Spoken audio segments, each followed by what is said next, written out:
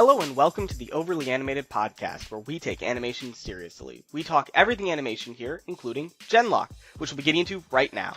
I'm Andy Potter, and today I'm joined by Beatriz, Mourad. Hello. And Hayley Nabuurs. Hello. So we're going to be getting into the fourth episode of Genlock today. Spoilers for everything before this and including this episode, so watch out for that. Make sure you catch up on Genlock for watching, because stuff actually happens this episode. You wouldn't want to get spoiled. But before that, you can find everything about this podcast at overlyanimated.com, and you can subscribe to us on iTunes at overlyanimated.com/iTunes, or on our YouTube at youtube.com/overlyanimated. So guys, this was a big episode. I think this is kind of the loudest and biggest episode of Genlock yet, which is saying a lot, because there's been a lot happening. So Beatriz, how did you like this episode? How'd you like it? Oh, I loved it. It had a little bit of everything that was strong in the previous episodes, but were kind of segmented to those episodes. So it had strong character moments. It's had strong, not strong, but it was a lot of information and much more understanding of the world. And we also got a fight scene at the end. So it was a very effective use of their time. And not to say that previous episodes weren't effective. It's just they were effective in different ways. This one kind of just was very well constructed. Just it all really, just every piece that we knew was strong from the previous episodes just kind of came together in this one in a more fluid way. And I can see this being the kind of, if we're gonna go with an kind of monster of the week type of format, this could be the format that they go in terms of the structure of the episode. If this is what they want, it works. So I wouldn't mind if this is kind of the structure that we see in episodes going forward. Yeah, I agree. This really feels like it combines a lot of the elements we've been seeing in other episodes and really, maybe not fine-tunes it, but kind of streamlines it so we can see it all in one episode at once, which I think makes it work a lot better. Hayley, how'd you like this episode? I'm really impressed by this episode, and actually the whole show now. I feel like it's really strong in a lot of areas that shows tend to struggle with. First of all, the characters are really strong, which I was honestly not expecting from the show. I was definitely expecting it to be like mech battle and kind of thing, and normally I feel like the characters in shows like that get kind of pushed aside in the advance of we need the fight to be cooler. But the characters are actually really strong. They're getting really fleshed out. They're actually speaking to each other and sharing their emotions and thoughts, which is great as a viewer because you can figure out what's going on in people's heads. And they're not just being all quiet and mopey, they're actually talking to each other, which is really great and refreshing. Particularly the Jason Miranda chat was really good.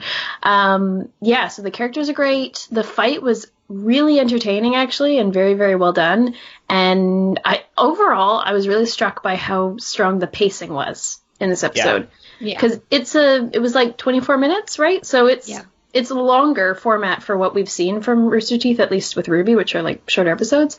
And I feel like I didn't get bored the whole time. It sustained. It was really well paced, good comedic timing, but also drama at the same time. So really, I'm surprised. I'm really impressed by this show so far. It's really good. Yeah, the more this goes on, the more impressed I get. So we have three positives from this episode, because I also think this episode is really, really good. I think this might be the best episode of the season so far, because it's very well paced. I think that's the highlight here, because I think we got to the Dallas thing, and I thought the episode was going to end at them going into their Holons, and the fight would be next week. But we got the fight this week, we got training this week, we got a lot of an exposition dump, and we also got character building in the ether, all in one episode, which is, it's not too much. It's usually with RT, we usually cut off at weird places, and I'm used to them cutting off before the fight starts. But this one just they paced it so well that we still had time to have this fight, and the fight was really fun. I don't know if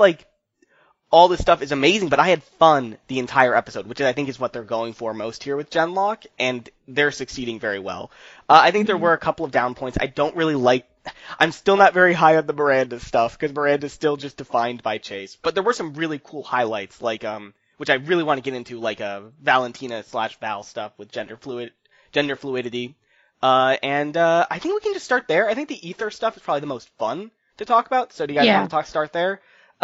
So they do this thing. We talk about, we kind of got a hint at it in episode 1 when Chase's sister goes into the thing for the pop idol thing, but this is the actual VR stuff that we saw, where like the whole world, like it's kind of like Ready Player One. They have this like VR world where they can go in and do stuff, and Cammy convinces everyone to go in with her, and she has a cute little bunny avatar, and then there's this really interesting moment, and I think it's done surprisingly well, where we talk about Valentina being non-binary, being gender fluid, and talking about how her avatar is male, but that's just right now. Right now they are male, and that's I think that was a really interesting scene. Hayley, did you like this scene? Did you think this went off well? Yeah, I did. I think I found it a little clunky at parts. It was kind of like, it didn't feel like necessarily an entirely natural conversation, but like between two humans, but I think it was,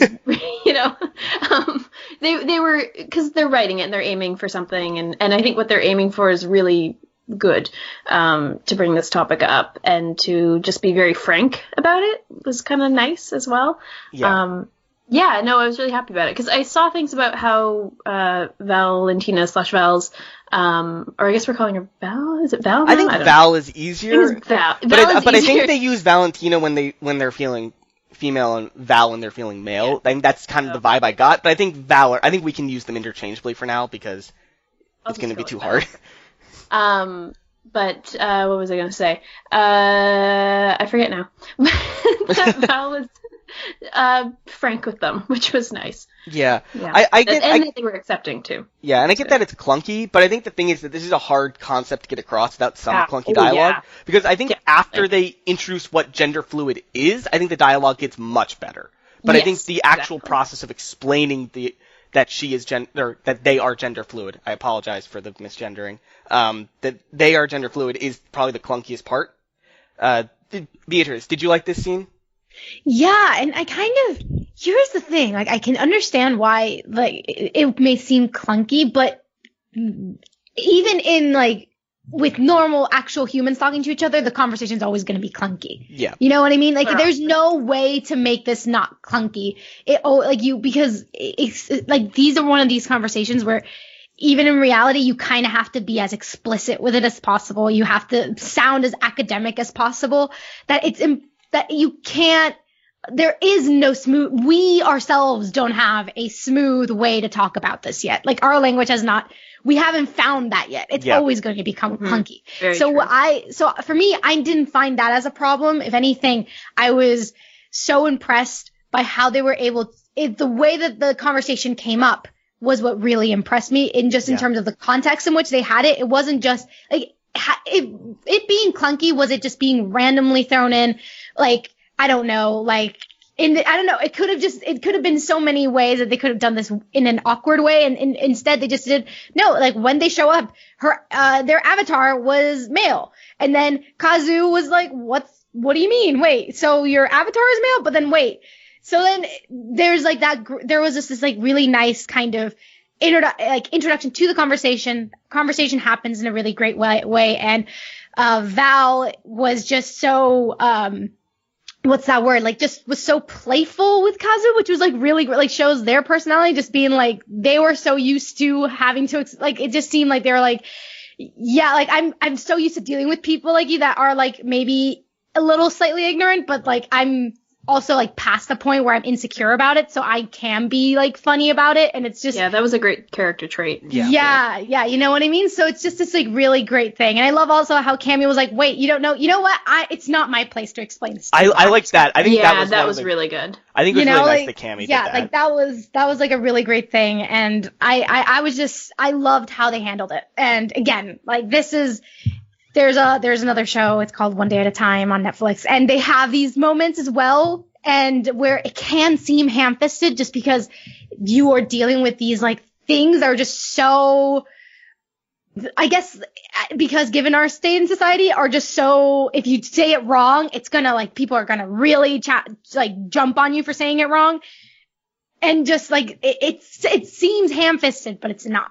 Yeah. Because that's just how it is, even in real life. So I think the big headliner is whatever we're saying here is this was good. Whether it was clunky or not, whether you think it was clunky or not, this was definitely good and progressive, and Val is great, and I really think this is a great moment for the character. I think the thing that jumped out to me was at the end of the conversation when Kazu asked about their birth gender. It seems to imply that Valentina may have that transitioning in this point in history in the real world is much easier, and that, like, did you guys get that feel? Like, that's what they were saying, like, that they had... well, Val said something about, it sounded like they've changed a couple times. Yeah. So maybe I don't know. It might not be as big a deal transitioning in the real world anymore. And not just that, but also, like, being gender fluid doesn't necessarily mean that physically you transition from one to the other. So it's also that's kind of how I was hearing it. Yeah. Right. So you don't necessarily, so maybe they did transition at one point, maybe they didn't. Yeah. Whatever it is, like, I feel like with Val, it's much more of an identity type of thing as of at the moment. We don't know yet. Or do we need to know is another question. Like, no. You know what I mean? So it's also like, I don't know, it just adds to their I guess to the state. I don't know, I guess they haven't decided yet. And it's neat too, because it informs why earlier in the show it was so insistent of, like, my name is Valentina, not Val.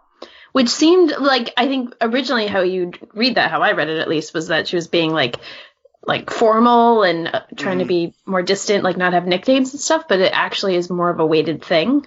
Yeah. Which we learned about here, which is great. I will find it interesting if we ever switch at some point in the show and they don't talk about it. Yeah, I wonder how they'll do that. Like, it might just happen in the side thing, like someone might just call Valentina Val instead in the real world, and it might just happen, and, like, it might just off-screen they had a conversation. Like, that could just be all that is. Yeah. Also, I really love these little moments they had with them, which was, one, you had this, like, flirtation with Yaz. But then you can also I'm still with the Kazu Val shit. I'm still with it. You can also sense some sort, like, he was the one that was, like, very invested, so I feel like he's having some sort of panic right now, which was like, okay, like, Kazu, you're gonna deal with some stuff throughout this, because this ship is gonna happen, and you're gonna work out your kinks, and it's gonna be great. But also when Val, like, says that they want to go to a club, right?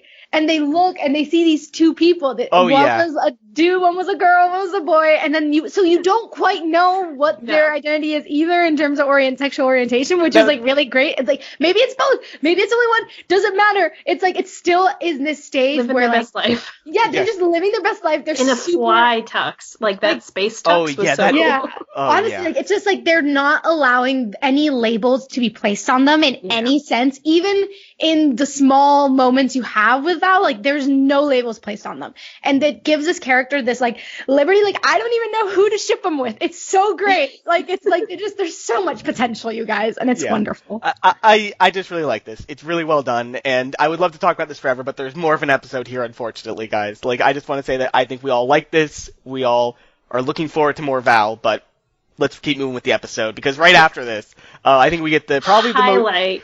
Man. Honestly, the social progressiveness, amazing, wonderful, but this moment, though. So Cammy starts recommending games for them to play, and she brings up a fantasy game from Hunting Monsters, and all the cast gets dressed up in essentially Ruby outfits. Well, essentially they do get dressed up. They literally dress up in like Ruby Sun's tail. Yeah. So we get Madrani, we get Yaz in Blake's outfit, we get Val in Ren's outfit, we get Kazu in Sun's outfit, we get Chase in John's outfit, and Cammy gets Ruby's outfit. And so great. And the logo for the game is actually the logo for Ruby. Or it's like the rose from Ruby. So does this add a layer of new, like, meta Ruby theories, guys? Okay, no. No. Beatriz, what are you gonna say? No. Okay. In a game. I feel like this has been mentioned before, but, like, this really just sells it. Like, Yaz is Blake. Like, her storyline, like, is Blake. Like, it's which means now she needs my favorite character now. But what I'm saying is, like, look, she used to work for, like, this sort of, like, terrorist organization. So did Blake. It wasn't their organization, and it's not her union anymore. Same with the White Fang. They used to be good, used to be something worth supporting, but now is not anymore. Like, she's the quiet one, she's the mysterious one, and all I'm saying is, if Miranda were there, she would have been in the Yang outfit. That's all I'm saying. Oh, also, speaking of Yaz, this is going back a little bit. She also wore a hijab also in the VR. I think there was an interesting discussion there about how you represent your faith or whatever it is, it's your decision. I think that was a nice conversation as well. Yeah, that was going good. back a little bit. And it led nicely into Val's discussion later. But this Ruby moment was a totally fan service. But this is the type of fan service that's great. Like, just a couple of seconds on screen, doesn't actually affect the plot. Like, it's fine. This is fun, and it adds a little lightheartedness to the episode before we lead into what is kind of dark right after this with the fighting. Real dark. Yeah. Was there anything else you guys wanted to say about this? Very, very dark. Was there anything else you guys wanted to say about this Ruby, like, splash screen? Oh, it's just so great. Okay. I want to see more. I mean, we're not, but... No.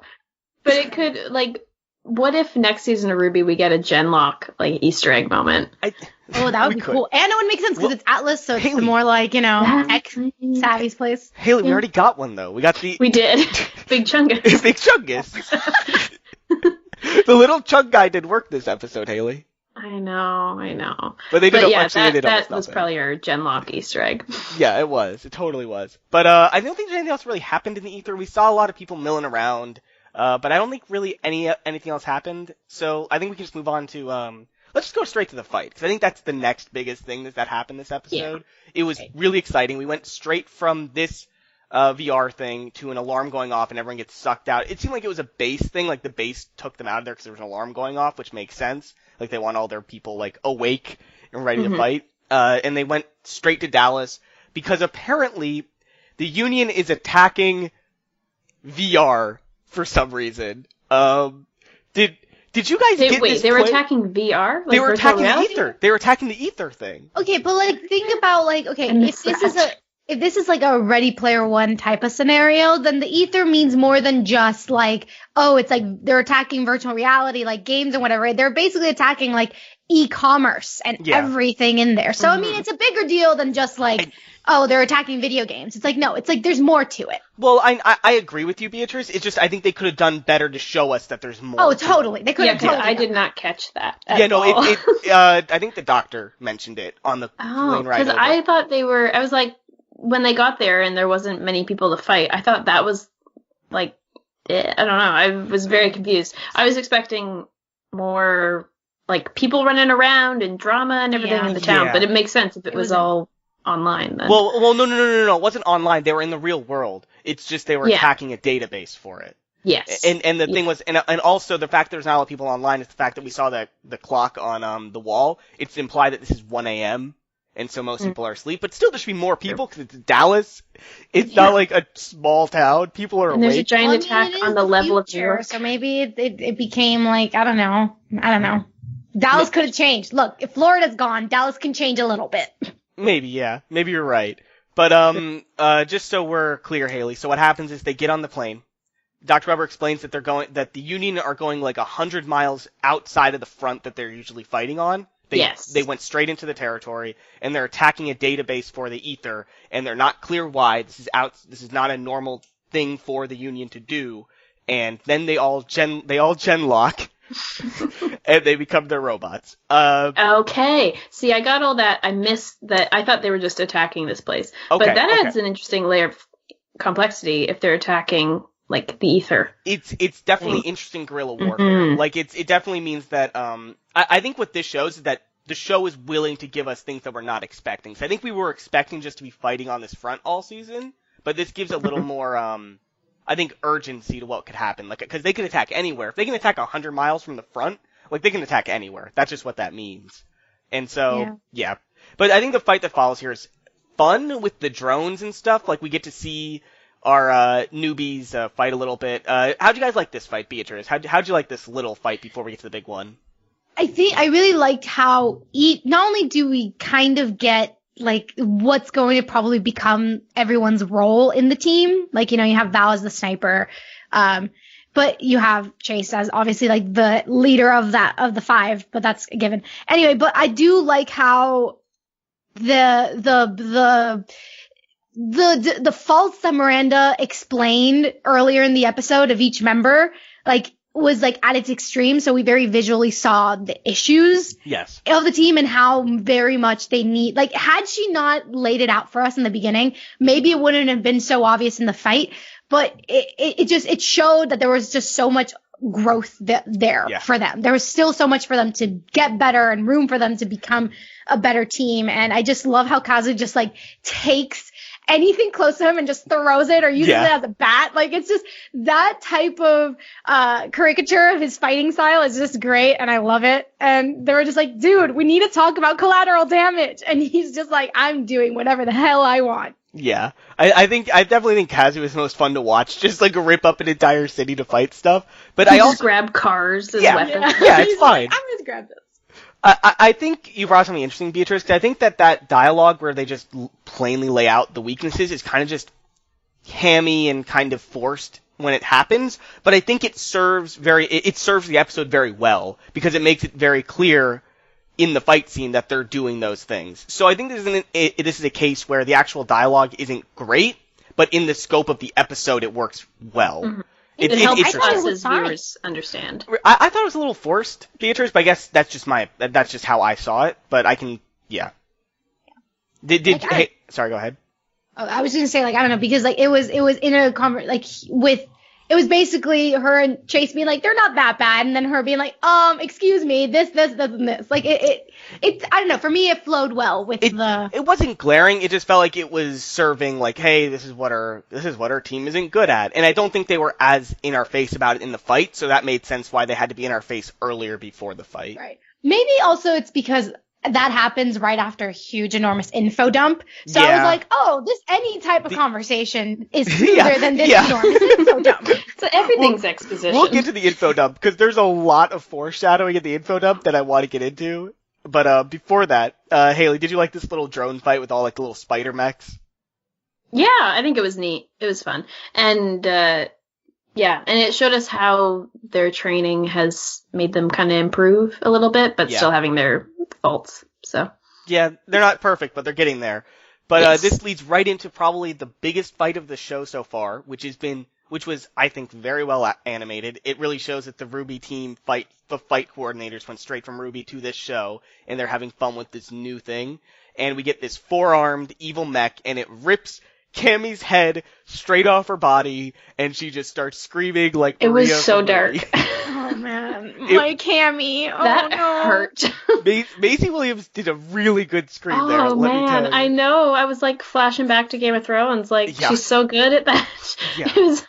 Oh man, yeah. No, I was not expecting the show to be that dark. It was pretty dark. Because I was like, do they feel pain? It's attached to their nervous system, right? So like, I think they do. She was screaming. Like that wasn't really just like, oh no, I'm being attacked. Like that was my body's being ripped apart. Like, you know. And I think also the implication is that she lost all of her like senses and stuff when the head ripped off. Like she didn't have eyes at the very least. Exactly, yeah, which is so dark. But it also plays into what the doctor was saying at the beginning, where he's like, we can fix your body, but like, don't get your brain hurt. So I assume her brain is in the brain of the machine. No, I think it was in the chest, because when she was ripped, when that monster. True, right? There was that like yellow glowy thing. Yeah, but it also plays into how she's gonna like rework her mech and everything, which is later on. But like, it was, I think it was really effective, and it also made it so that this monster thing, that the villain that they're fighting against, which I think was intimidating, but if they went some other way, it could be kind of campy, because it's like the big bad, rah. Yeah. But it actually is intimidating. Oh, and They really pulled out the stops for like the Knuckle-V stops, right, Hayley? Yeah, like it could be extendo arms, or it could be the apathy. One or the other. But I mean, I'm joking, but like it does look a lot like the Knuckle-V, but it is actually scary. but it's actually scary now, because it's not like extendo arms. Exactly, yeah. And it's intimidating, and it brings up a lot of questions about like, what is this thing, and da-da-da-da. Yeah. So, I think it was really effective. Speaking of what... sorry. No. No, but speaking of what it looks like the angels from Evangelion, doesn't it? It does. A little bit. A little bit. And, I don't know. I just also wanted to mention how, speaking of big bad, I don't know what the Union is. Yeah. And this thing seems bad. Or what the polity is. Like, they're not, they're keeping us really hyper-focused on characters. On this base, I agree, Beatriz. Which is fine. I just wanted like one line to explain, like, okay, but are these humans that we're fighting? Are these aliens? I mean, there's humans with them. Okay, well, here's the thing. When Cammy, and this adds to, like, the whole Cammy trauma, because they mention how she's, like, she's, like, kind of nervous about using weapons. Well, she did the things that she killed, like, the things that she destroyed, like, from a distance when she had that, like, tower fall on these soldiers. Were those humans or were those robots? I think they're humans. Yeah. Because, I mean, that just, again, also adds to the whole idea of, like, hey, this is a kid that you've just forced them to murder these people, and also their head and chest just, like, got ripped up into pieces. Like, that's trauma. Like, the trauma I want not just to go as far as what the robot did to Cammy's mech, but also what Cammy was forced to do in this fight, because she was woefully unprepared. Yeah, I think if we...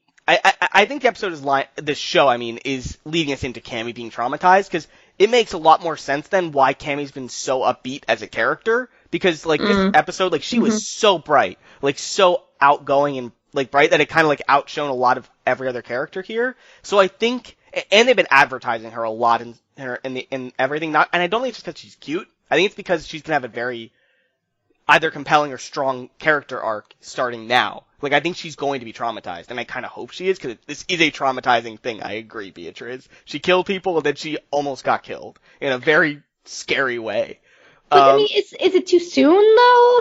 There's only 9 episodes. There's only 9 True, but just to point out, like, it took us, like, 3 volumes of Yang this being is a different happy. directing team. Like, let's remember that. This is not Miles and Carrie. This is a different team doing this, and I think that they're coming at this in a different way. And I don't know if we Sorry, go ahead. I wonder if they'll maybe make her, like, after this, she's traumatized, and she'll rework her Holon somehow to be maybe, I don't know, some different purpose within the team. Maybe. You know, because she wants it to be shorter, but maybe she's, like, not, maybe she will help them fight and stuff, but she also does other things from behind the scenes or something like that. Based on the opening, if we're gonna use the opening as some, if it's not like this isn't an anime reference, but if it's not like Magical Girl Madoka, then it must have some, like, we're gonna see her like in some sort of new suit or whatever, because everyone in the opening has some sort of new suit.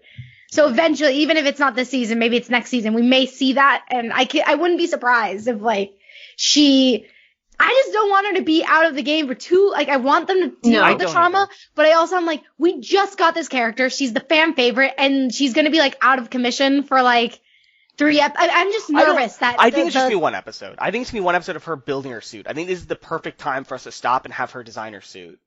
Right, I'm just nervous, because here's the thing, like, trauma can happen in a second, recovery takes a lot longer. It does. So that's why, for me, my nervousness is, if the trauma happens so quickly, I don't want them to rush the recovery. That's why I was like, maybe they should not have done the trauma so quickly, so that we actually can establish these characters and this teamwork before we can kind of delve into her recovery, because it's not going to be easy. So it's kind of like, I don't know. That's what has me nervous, is just how they're going to deal with the recovery. Yeah, and I guess we still have to wait to see how traumatized she is. They could play it like we could just play it like she's pretending like she's fine for a little bit, and that could be what they do for this season. Like, this might just be something we're leading into in a later season when she's had more happen to her. Right. Yeah.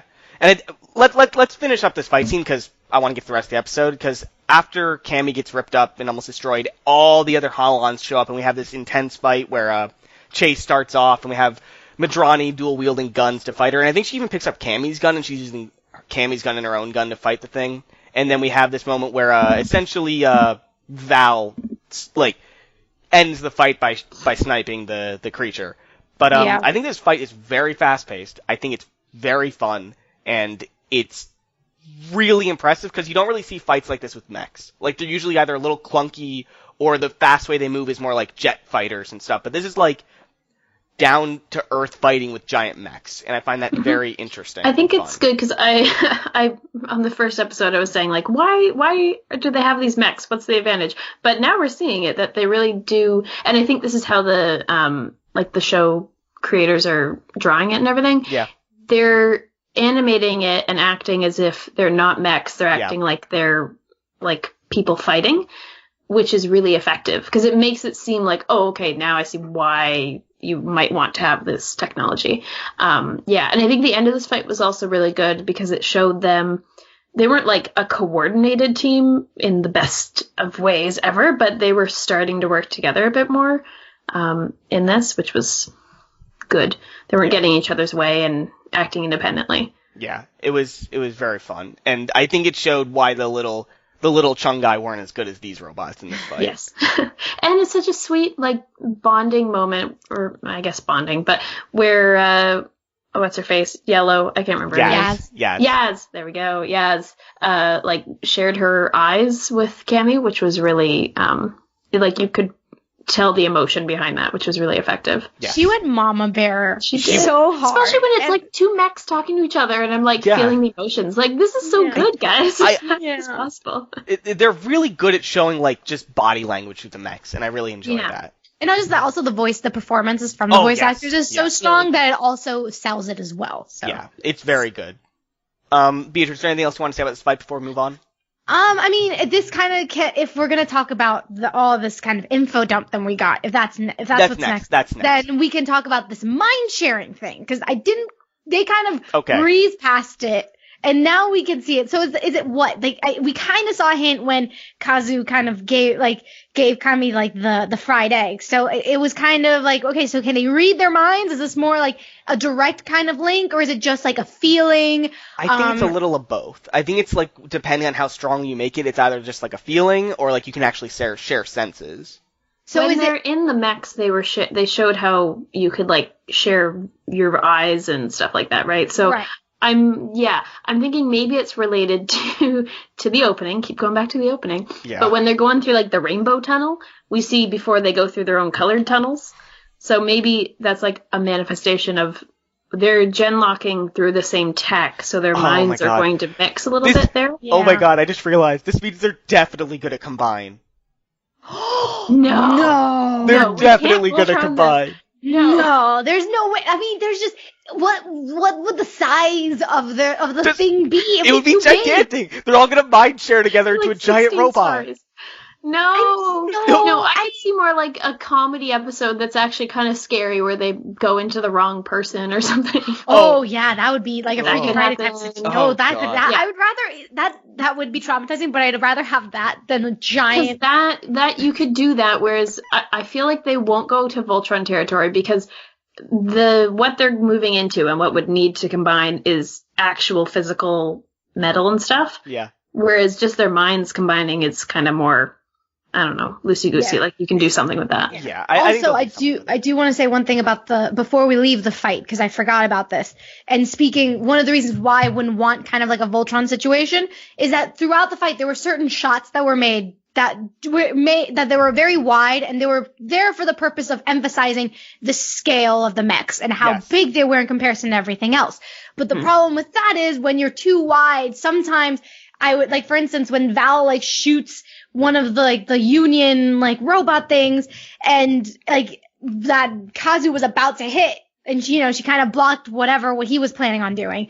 It took me a while to realize what thing was destroyed because we were so far away from it. I had to replay it. So, like, that's the thing. So for 4, we gotta go way back. So that's why, like, if we're gonna have like a giant mech that's like even bigger and everything else is gonna be very puny and tiny, like I'd rather them focus. Like, one of the things of the fight was that they chose to emphasize scale over actual close up of things happening, which made it slightly hard to follow a little bit. So maybe also keep that in mind, that maybe the bigger the robot isn't necessarily the better the robot. Oh, I'm not disagreeing per se. I'm just saying that this feels like yeah. Sorry, what was that? It's a theory. Oh yeah. No. I there's a lot they could do here. I just think it's a very common trope for robots to combine. And they might not even like do all of them together. They might do like a little thing or something, like 2 of them combine, like maybe the shipping pair combines, like Kazu and Val. Like, maybe they combine or something. Or, like, in the finale, like, a really dramatic moment, one of the Hollands gets wrecked, so they move into the mind with another person or something like that. And they fight in a mech together or something. Yeah. But here's an adaptation of that theory. What if, instead of the actual robots combining, it's just that the Doctor shows up with an even bigger robot that needs 5 minds to combine? I think that's kind of in line with my Voltron theory, because I think that's kind of the same thing, where they all just would have to be 20 stories tall, guys. They keep reminding us they're 4 stories tall, and there's 5 of them, so, like, but again, like, holy moly. But no actual, like, these robots transform into an arm and a head. It's more just like, they will all work together to control one enormous robot, but that robot is separate from their other. No, it could happen. Don't bring this up. No. I'm sorry. This actually Don't put this into the world. This could actually be related to the robot they're fighting, actually, because the robot they're fighting has 4 arms. What if the robot they're fighting has 2 people in it? And that's how it can easily control 4 arms at once. Like, maybe they're genlocking with 2 people. Maybe. Like, that seems like, because I don't know how a single person will be able to control 4 arms easily, but that's still just theory. Did we see the back of that robot? Because maybe it has, like, 2 heads, like, one in the back. It was hard to tell, because it was dark, and it was, like, purple, and I'm not sure if we saw it. Smoke stuff. What is that smoke stuff? Like, that's the nanotech stuff, which is very not described. Anyways, let's get through the info dump, then we can talk about a little more about theories if we have anything else to say. Because at the beginning, we talked about a lot of concepts, and I'm sorry if I missed any, because we talked about uptime, we talked about overclocking, we talked about mind sharing, and I think there was one other concept we talked about, wasn't there? The suits. There was the thing about suits. Thank you. The suits. We talked about the suits and why they make you faster, anime fast and stuff. So I think the most important one. Oh, and they talked about how if you're in the thing too much, your mind. You start to when accept you get older. Yeah, there's the older thing, but your mind also starts to accept the robot as your body. And I think before we get into all the crazy stuff, I want to talk about the thematic stuff here, because I think there's some interesting stuff to dig into here. In that this show seems to be really enjoying the idea of identity. And that seems to be the theme of this season and the show. Because we have the stuff with Val, we have the stuff with Yaz, and we have the stuff with Chase, talking about this idea that if you stay in the robot too long, you start to think of that body as your own, you can't return into your own body. And I think that there's a deeper thing going on here than just like, oh, you'll lose your body. Like, it feels like they actually want to use that thematically, and I really enjoy that. Because it's not something you usually see in a show like this. Something so, just something different. Like, it's an interesting thing to dig into here. I don't know if I want to ask if you guys felt the same way, because it's something that I felt. But that's really what I attached to during this intro thing. I think it's good. I think I didn't realize that's specifically what it was, but, like, I definitely agree. I feel like that is, like, a through line throughout all of this. And I think it really helps the show, because it takes it beyond, like we were saying, like, could be quite a campy show. Yeah. But is actually grounded and feels like, okay, this could happen in the future. It's like 20 whatever. Like, this could legitimately happen to the world. And these are still human beings that are living in this world. And they seem like it, which is really good. Yeah. And it grounds the show in something beyond just, there's the big bad we gotta fight. There's actually all this inner turmoil and identity and blah, blah, blah. And it's a problem that a lot of people today are dealing with. Like, who am I? And it's not something, they're taking all these crazy ideas, this idea of genlocking and Hollands, and it's a very... really grounding it. Yeah, it's a really relatable idea of who am I? How do I want to present myself to the world? Which is something a lot of people, I think, today specifically can connect with. Beatriz, mm-hmm. I was just going to say that even in the bit where they went into that ether game with the VR and everything, where they could make their own identity in that, is probably wider in this world. That's really common. Yeah. So maybe it's something that people struggle with in this world too, is that they kind of have access to multiple realities within the ER and the VR and everything else. So it's really neat. It's really, really neat. It's really neat. I like it a lot. Beatriz, do you have anything to add to this? Yeah, I think for me it's more, I just wanted to add how I also like the variety of identity struggles that they're presenting, because sometimes with when people hear the word identity, they think gender identity or they think sexual identity. But like, you know, we have Chase, for instance, who had this one line with Miranda where he said, I have come to terms with what has happened to me. And it's like, okay, well, there's also a shift in identity in terms of being abled and being unable. You know what I mean? There is this kind of there is this kind of dealing with things in so many different ways, and who you are and who you are now versus who you were then. And I don't know, I just really appreciate this kind of this expansion of what this theme can be. And I think that every character in the main cast of the 5 really exemplify a different type of it. And I'm glad you called out Chase, because Chase is somebody whose body he's disabled, and he escapes into this other world of holons and holograms, and he says that he's accepted it, but it doesn't really seem like that is true. We have, obviously, Val, which I don't think I need to explain at all. We have Madrani, who we've gotten hints of with her stuff about the Union and the fact that she wears a hijab in the VR. Like, she definitely has some conflicting identity there, an idea of who she is. And then we have Kazu and Cammy, who I think we're going to get into it, because Cammy has those bunny ears all the time. I don't think that this is like just something that just popped out of nowhere. I think that there's more to it than that, because she has an animal thing in the VR, and like she is very different in terms of how she acts around other people. Like, I think there's more to dig into there. And then Kazu almost plays kind of like, I don't want to say straight man, because that's almost a pun, but he plays somebody who doesn't seem to be not ignorant, but he hasn't been. He's not in their world. Yeah, he's not. He doesn't seem to have the same identity problems, but he is a man who's in a place where no one speaks his language, and he has, I assume, has to deal with the fact that they all speak English and he doesn't. Like, there's some identity there to that, where you can't express yourself completely. And then we don't even know really what worlds they're coming from. Yeah. In terms of, like, what is the conflict that's happening internationally? Like, I want to know more about this. Like, what is the Union? So that's the one thing. Just tell us anything about that. But they're going to eventually. Yeah, and I have a feeling all the conflicts we learn will lead back to identity. That's kind of what I'm getting here. Like, it feels like we're doing that. Like, and I really enjoy that, because it's such a personal idea to draw on, and it feels very good. I really like it. I guess we can talk about the little things they talked about during this exposition, like Uptime, the big thing. It's like the Animorphs timer. Like, if you're in the mech too long, you stay the mech, essentially, and that's not good. That kind of stuff, I don't like. It drives me nuts, but it also stresses me out so much. Like, it's very effective on me in terms of making there be tension in the scene. Because I'm just always like, no, they're gonna run out of time. Yeah. But I know they're not. It's gonna be fine. They won't. And then when it's a big dramatic moment, then they'll use it. But like, it's just, even when they were practicing, I was like, guys, no, you got to go back. This is not good. Yeah. So it's effective.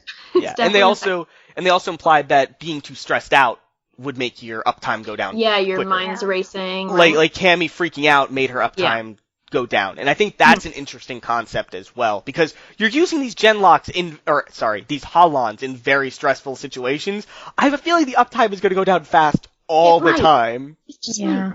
Wait, and also, like, what is overclocking then? Okay, overclocking, what I got from it, Beatriz, and feel free to correct me, Hayley, if you understood it, because what I understood from it is that it makes you think faster, essentially, because you have a mechanical brain now, and so you can shoot things better. Like, because we saw from Chase's perspective when they were explaining gen locking, and he, like, aimed really fast, shot twice, and then it said his uptime was down, because he was moving quicker than he should humanly be able to. Mm-hmm. Okay, but I mean, you're, like, what more about close to the machine? Wait, didn't they say the suits also, like, helped enhance their movements, though? So they do. I think that's the body thing. That's a body thing, not a brain thing. The overclocking is the mind thing. Yes. Okay. Yeah. Yes. So it just it makes your brain, like, instead of making your body move faster, it makes your reflexes faster, essentially. Your synapses are firing, but too fast. Okay. Yes. Sorry, go ahead. So there is a possibility that while someone is overclocking, they could have a panic attack. Yes. And so the overclocking could make the panic attack worse and make it like a panic meltdown.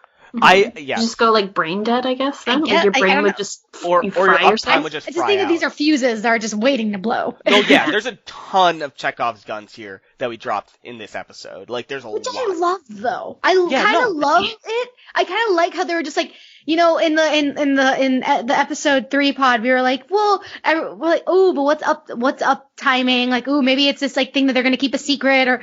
No, they just laid it out. Yeah. They were like, this is all the information. And yeah, it may seem like an info dump, but you know what?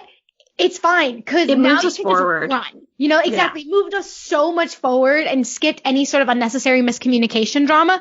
It's like, no. Here's everything. Now we're just going to go with the plot. We're just going to run forward. And it works so well because the Cammy scene works so well because we know these are timers. Yeah. We know there's a problem if she gets her brain hurt. Like, the tension in that fight scene isn't as big, I don't think, if we don't understand these concepts ahead of time. So it's great that we know them. Exactly. And also because it wasn't clear to us if the head was like, we don't know 100% if it's in the chest that Cammy's like state is or in the head.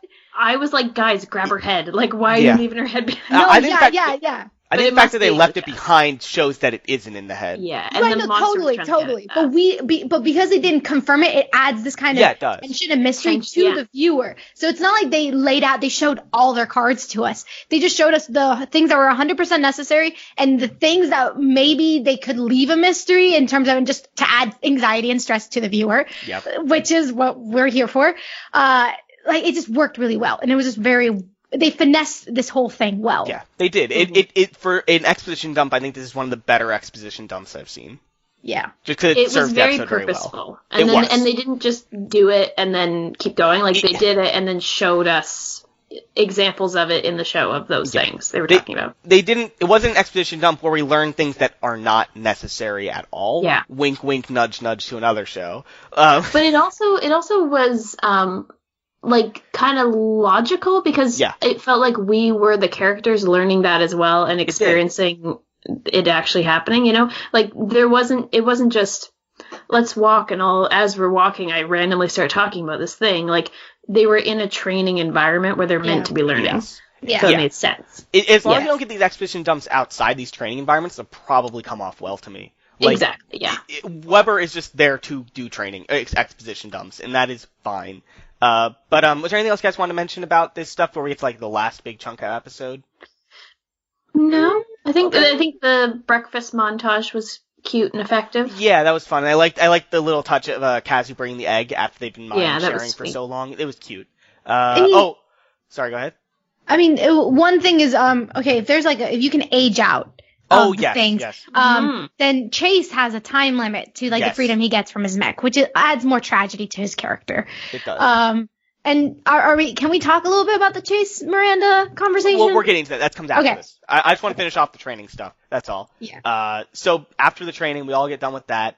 We have a scene with Cammy and Miguel, and a scene with Chase and Miranda. You want to get into the one with Chase and Miranda first, Beatriz? Sure. Okay, go ahead.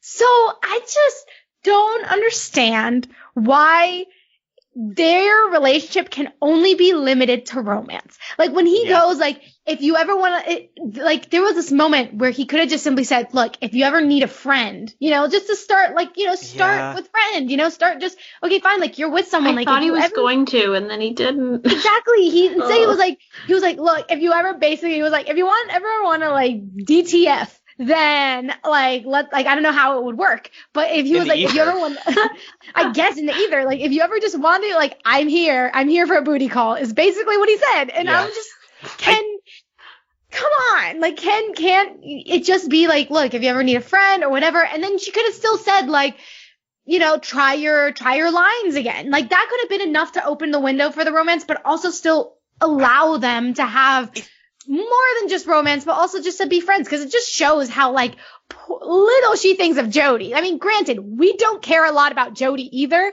but you have to assume that she does if he's the first person he's the person she's with when Chase shows up. If they're, I don't know, it's shocking to me how unsympathetic Chase is, because the fact of the matter is, I like all the other Holon people. I like Yaz, Valentina, Cammy, and Kazu. I feel much closer to them than I do to Chase, because Chase is just very very unsympathetic here. He feels very petty.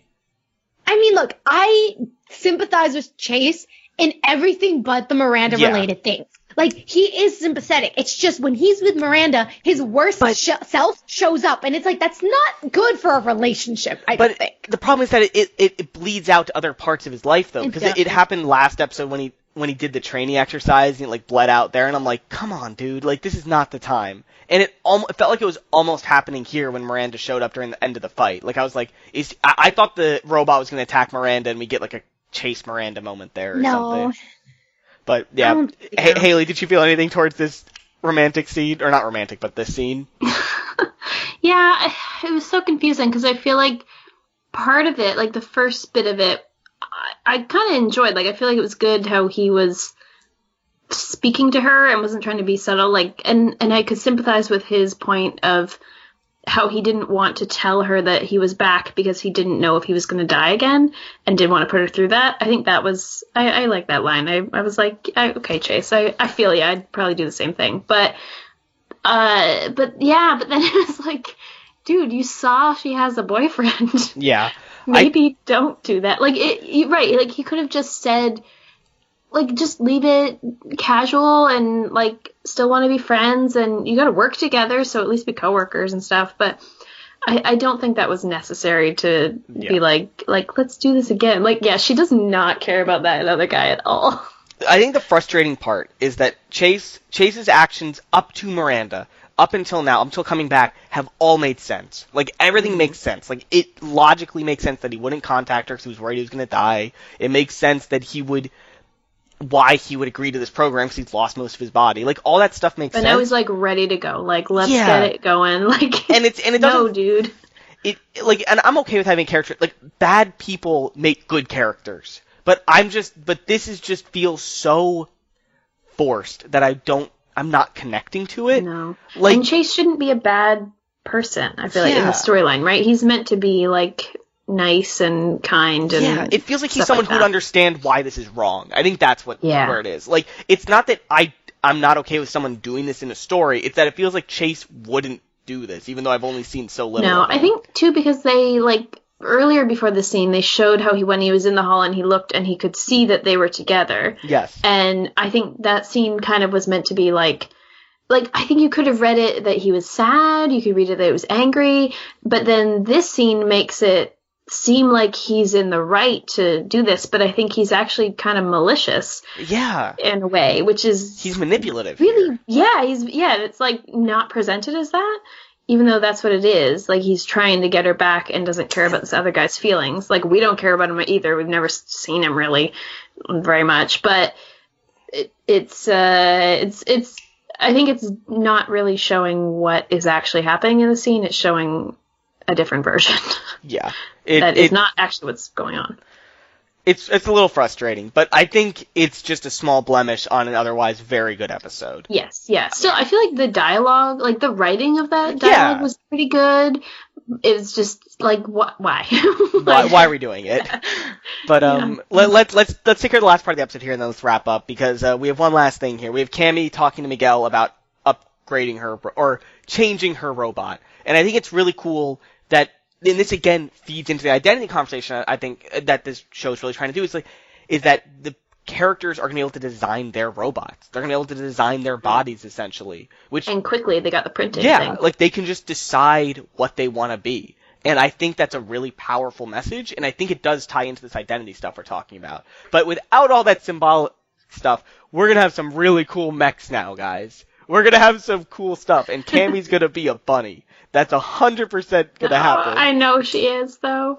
But the whole time with Cammy, like, I also have a very low center of gravity, and the whole time I was like, Cammy, I feel you, man. Like, I'd be bad. I'd be so bad. But I think it's also good because it plays on that thing where it's not just, like, they're in the mech and it's happening and it's intuitive. It actually is their nervous system that's running it.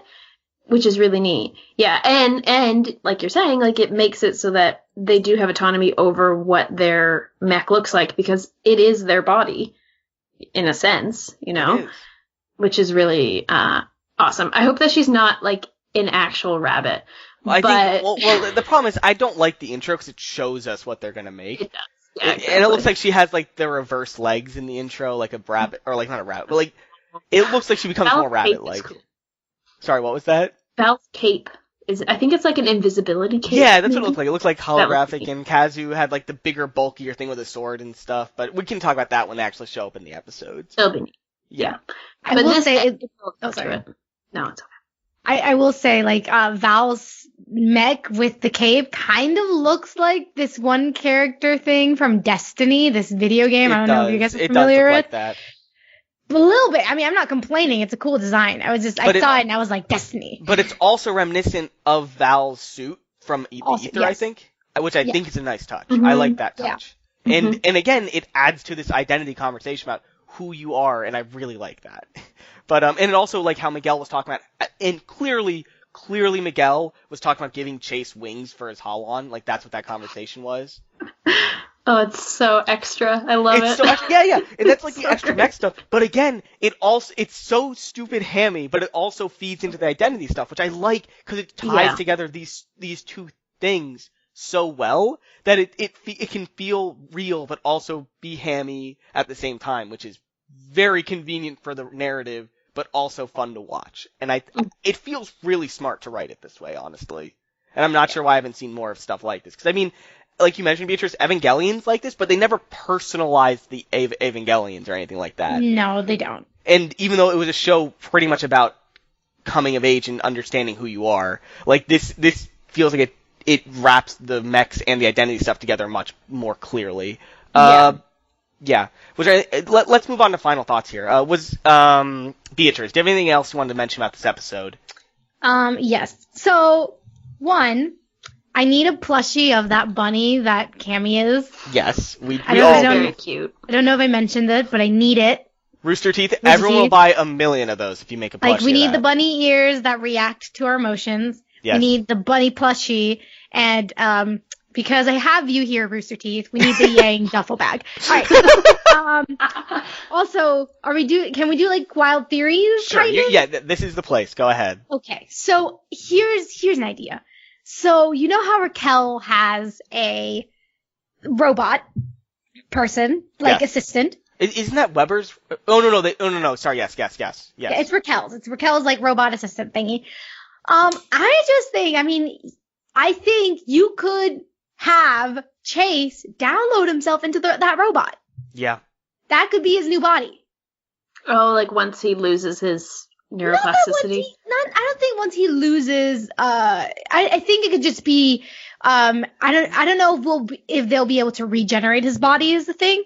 So I think if they just continue with the whole, like, let's keep him, like, download him into this thing, or maybe it's, instead of having him, or maybe he will lose his physical body at one point. There won't be a way to maintain him. So there is this thing where they maybe put him in that, or he I don't know, he stays in the cloud and then he can download himself whenever he wants or something. I don't know. I just think that could be an interesting kind of way to have, and maybe there are limits to it. Maybe he can't feel things, but he can still like do things to help other people feel things. I'm just trying to help Chase be like his best self. And I think that ties into what Weber, at least what he said on screen, that this is what he wanted to do anyways with this technology. Like that's the kind of thing he wanted to do.